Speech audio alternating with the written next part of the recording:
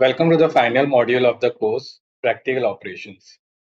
Everything you have built so far, from the business agent workflows in Module 2 to the dev workflows in Module 3, runs on top two meters that quality tick in the background.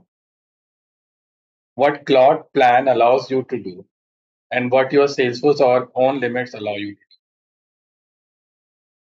Most tutorials skip this part entirely, and then people get blindsided mid project when something just stops working. This episode is short, practical, and exists so that it never happens to you. We'll cover both meters, how to check them, and what to do when you are getting close to either one. Let's set up a mental model before we go deep on either side. There are two completely independent systems that can put the brakes on what you are doing, and it's important not to confuse them. One is on the Claude side. It's about which plan you are subscribed to and whether a given tool like Claude Code is even available to you at all. The other is on the Salesforce side. It's about how many API requests your org is allowed to serve in a day. And every single tool call Claude makes counts against that, regardless of which Claude product you are using. Keep these separate in your head as we go because the fixes for each are completely different. Let's start with good news. If all you ever want to do is the Module 2 style of work, chatting with Claude.ai or Claude Desktop, connected to your Salesforce org through the hosted MCP server, you can do entirely on Claude free plan. The free plan support custom MCP connectors, and yes, it caps you at just one connector, but that's not actually a limitation for this course because we only ever connect one org anyway. The free plan does have its own message and usage limit that reset periodically. So if you are chatting nonstop for hours, you might eventually hit a wall. But for the vast majority of business agent workflows, free is genuinely enough. Now, the part you need to plan around Claude Code, the terminal-based tool we use throughout the Module 3 for real developer workflows, is simply not available on Claude free plan. This isn't a soft cap you can work around with clever prompting. It's a hard plan level gate. To use Claude Code at all, you need either a Claude Pro subscription, which runs $20 a month, or pay as you go API billing through the Anthropic API. If your goal was only ever the business agent side of things, you can stop right here and never spend a dollar. But if you want to continue into serious developer work with Claude Code and DX MCP server, budget for at least a pro subscription before you get started.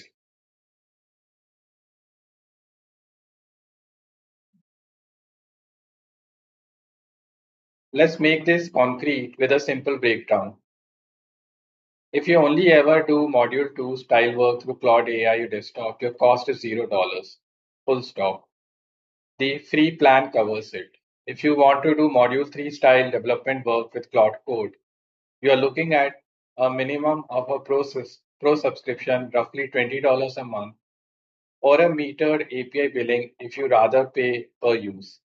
And if you are doing heavy day-to-day development work, Anthropic also offer higher max tier plans for more intensive usage. I'm deliberately not giving you exact token limits or precise dollar breakdown for every tier here because numbers shift over time. You have to go and check claude.com/pricing for whatever is the current when you are watching this. Quick recap before we switch sides. One custom connector is all the free plan gives you, and it's all this course need. $0 gets you through all the module 2. $20 a month at minimum is the price of admission for Claude Code and everything in module 3. And max tier plans exist above Pro if you end up using Claude Code heavily in your actual job. That's the Claude side fully mapped out.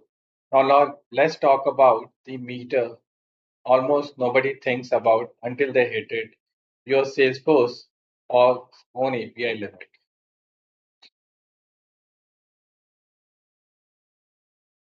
Here's something that has nothing to do with Claude, Anthropic, or MCP at all. It's the baked into the Salesforce platform itself. Every single Salesforce org, including a completely free developer edition org, shipped with a daily API request governor limit.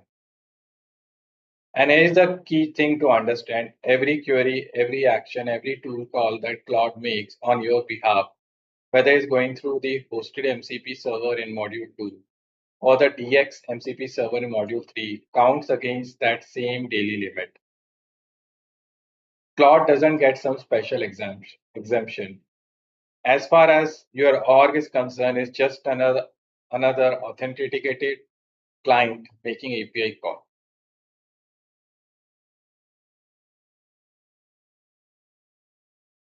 You might be thinking, how would I possibly hit a daily API limit just chatting with Claude?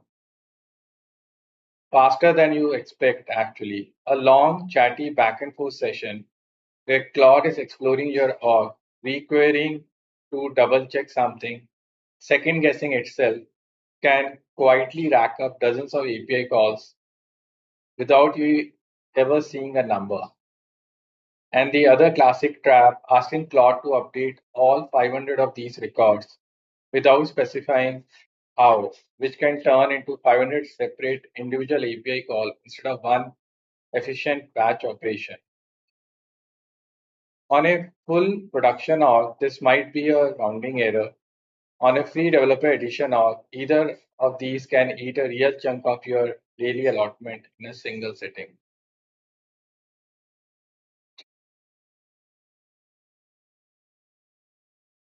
Let's actually go and look at this in a real org live. Let's go to org.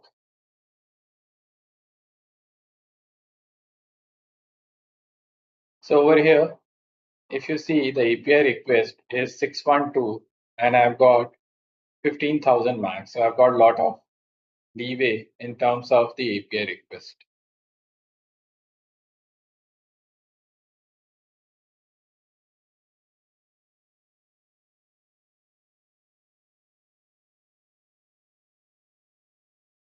So what actually happens if you do run out, your API calls start failing or get throttled until the rolling daily window reset. In practice, that means mid conversation with Claude, tool calls that used to work smoothly will suddenly start erroring out. This can be alarming the first time it happens because it looks like something broke in Claude or in the MCP connection, but it hasn't. Is your org itself refusing new requests because you are over the limit? The fix isn't to restart Claude or re-authenticate. It's either to wait for the window to reset or to be more deliberate about how many calls you are making, which is exactly what we'll cover next.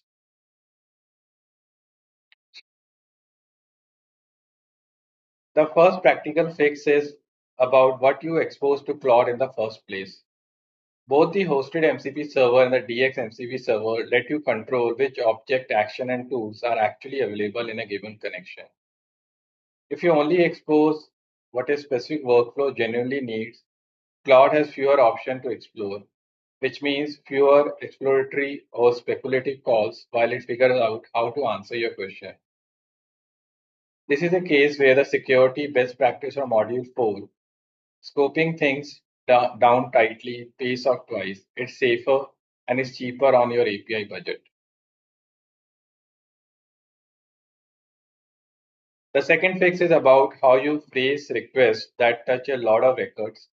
If you ask Claude to update these 200 leads without any qualification, there is a real risk. It defaults to updating them one at a time, 200 individual API calls for what should be one transaction. Instead, explicitly ask for a bulk or batch approach, a single composite update that covers the whole set in far fewer calls. This is a small change in how you phrase the request, but it's the difference between a handful of API calls and hundreds of them.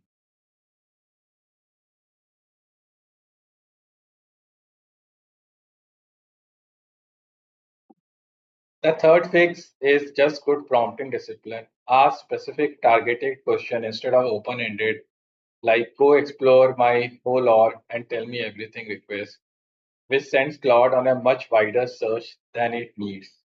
If you already know the objects and field names you care about, just tell Claude, don't make it discover them through trial and error. And we are done with the task. Wrap the session up instead of leaving a long, sprawling conversation running where Claude keeps requerying context. None of this is complicated, but on a free org with a modest daily limit, it adds up. Let's tie it together. On the Claude side, pre-plan covers all of the business agent work from Module 2 at zero cost, but Claude Code specifically requires Pro or API billing. There is no free path into Module 3. On the Salesforce side, every org includes free developer edition of as a daily API governor limit that every MCP tool calls count against. And you check it in system overview rather than assuming a number. And to stay comfortably under that limit, scope your toolset tightly, batch operations instead of looping one record at a time, and stay deliberate about how chatty your session with Claude get. Next up, our final episode, an honest, no-nonsense comparison between everything we just learned and Salesforce's own native Agentforce platform.